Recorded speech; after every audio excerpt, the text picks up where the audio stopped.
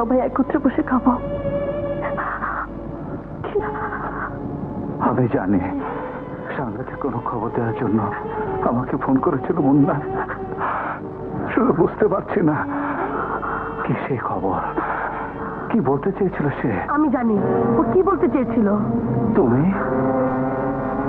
আমার নাম মিশেলা, আমি মুন্নাকে ভালোবাসতাম।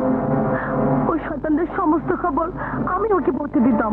তাহলে তুমি বলো কি সেই খবর যা মুন্না দিতে চেয়েছিল? ওই সন্ত্রাসীরা মাস্টার প্ল্যান করেছে, কাল মিনিস্টার সাহেব আসলেই তাকে হত্যা করা হবে। মিনিস্টার সাহেবকে হত্যা করা হবে? স্যার, আসসালামু আলাইকুম।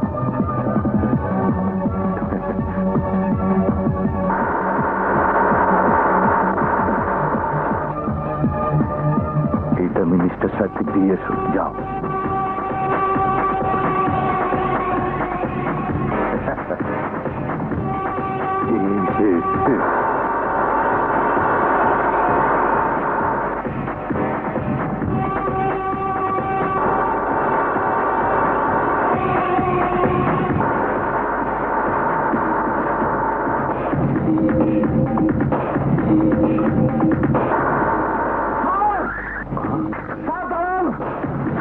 ওই ফুল দেবেন না স্যার।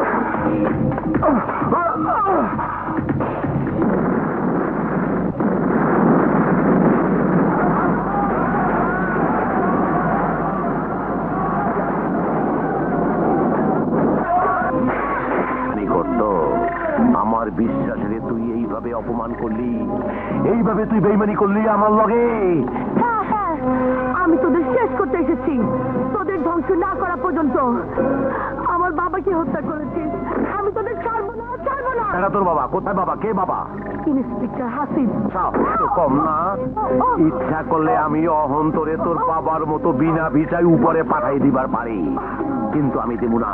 তুই যেমন আমার সাথে বিশ্বাসঘাতকতা করছস, তুই আমার বিশ্বাসের খুন করছস, আমিও তেমনি তরে খুন করব। তাই জানে না মানে ইজ্জতে। লাল ভাই,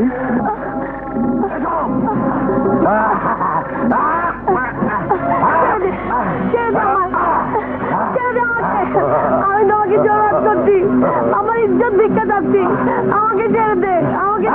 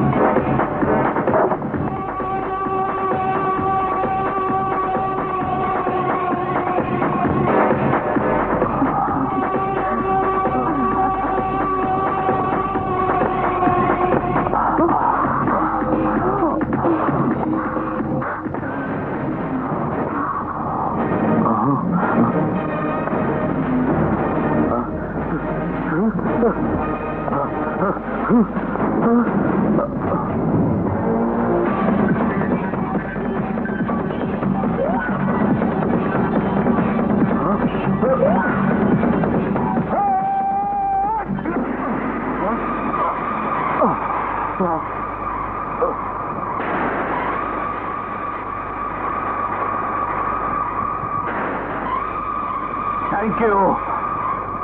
Thank you.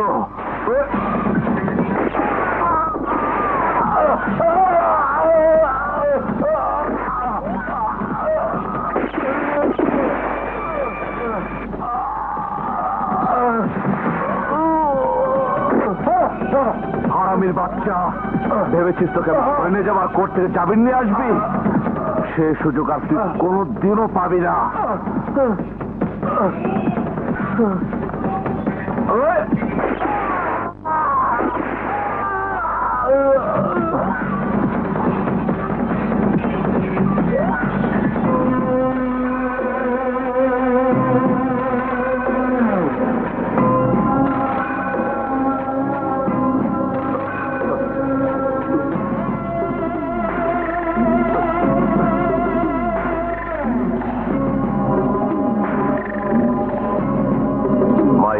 উপরে ওষুধ নাই।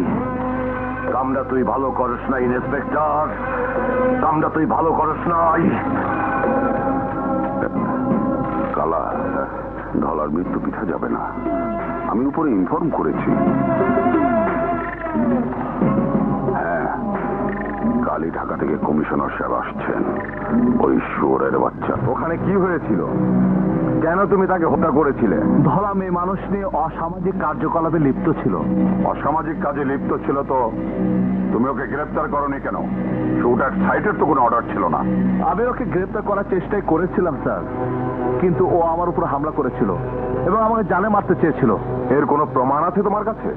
জি স্যার, যে লোহার রড দিয়ে ও আমাকে আঘাত করেছে তাতে ওর হাতের ছাপ আর আমার হাতের এই জখমই আমার কথা সত্যতা প্রমাণ করে। এই নিন স্যার মেডিকেল রিপোর্ট।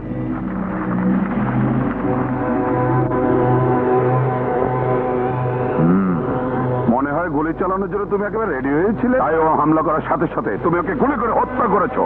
না স্যার, ওয়ার্নিং দেবার জন্য প্রথমে আমি শূন্যে 3টি ব্ল্যাঙ্ক ফায়ার করি এবং ওকে থামানোর জন্য এরপরে আমি ওর পায়ে 2টি গুলি করি।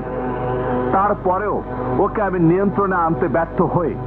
শেষ পর্যন্ত under the right of personal defence act আমাকে বাধ্য হয়ে ওই গুন্ডাকে গুলি করতে হয়। যত যুক্তি তুমি দেখাও, এভাবে প্রকাশ্যে একজন মানুষকে হত্যা করা ডিপার্টমেন্টের জন্য লজ্জাস্কর ব্যাপার। প্রকাশ্যে একজন পুলিশ অফিসার গুন্ডার হাতে খুন হলে ডিপার্টমেন্টের জন্য আরো লজ্জাস্কর ব্যাপার হতো স্যার।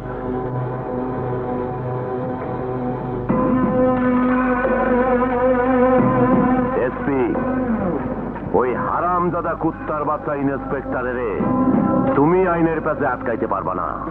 ও বহুত দুরান্দা। ওর বিচার করুম আমি। ওর বিচার হইব আমার আদালতে, আমার আদালতে। ভাই হুকুম করো, ওই ইন্সপেক্টর হালারে মেরে ফেলামু। না, ওরে মরবার দেওয়ান যাইব না, কারণ ও মইরা গেলে পয়সা যাইব। ওরে আমি একেবারে মারুম না, ওরে মারুম তিলে তিলে।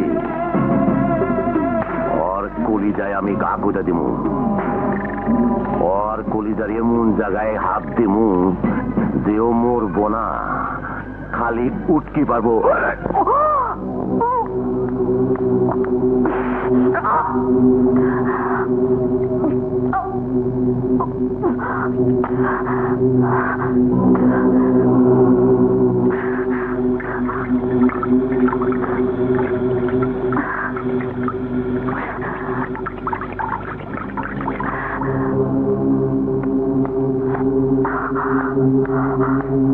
কি হচ্ছে শালা? কি হচ্ছে তোমার? না না, কিচ্ছু না। তুমি এমন করছো আর বলছো কিচ্ছু না। চলো এক্ষুনি ডাক্তারের কাছে চলো। আরে কিচ্ছু হয়নি আমার, আমি ডাক্তারের কাছে গিয়েছিলাম। কি বলেছে? না, তেমন কিছু না। হ্যাঁ, তেমন কিছু না মানে?